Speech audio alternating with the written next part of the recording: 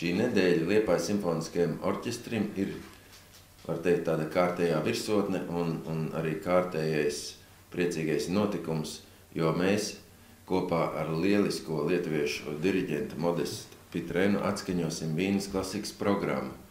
Otrdien tā skanēs Rīgā, festivāla Vīnes klasika atklāšanā, un kā solisti būs veseli 3 izcils meistarības mūziķi. Sergejs Dogadins, violinieks no Krievijas, kurš vēl pagājušā gadā ieguva 2. vietu starptautiskajā Čaikovska konkursā.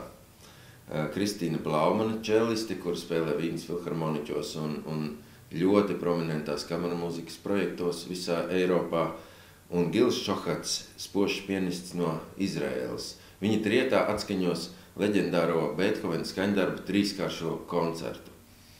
Vēl koncertā skanēs arī Beethovena uvertīra Koriolans, Šuberta nepabeigtā simfonija un tāpat Riharda Štrausa valšu virkne no operas Rožu kavalieris.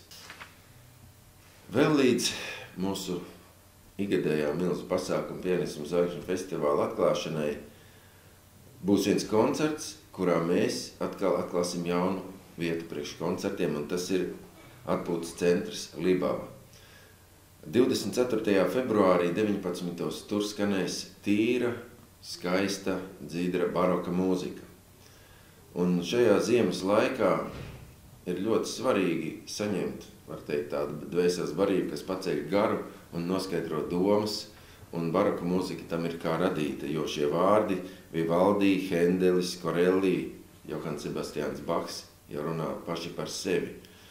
Šis koncerts būs arī mūsu jaunas kameramūzikas vienības Ambersound baroka prezentācijas koncerts, un piedalīsies vairāk kā 10 mūziķi, un viņiem ir arī ilglaicīgi plāni regulāri atskaņot baroka mūziku un pilnveidoties šajā jomā. 20.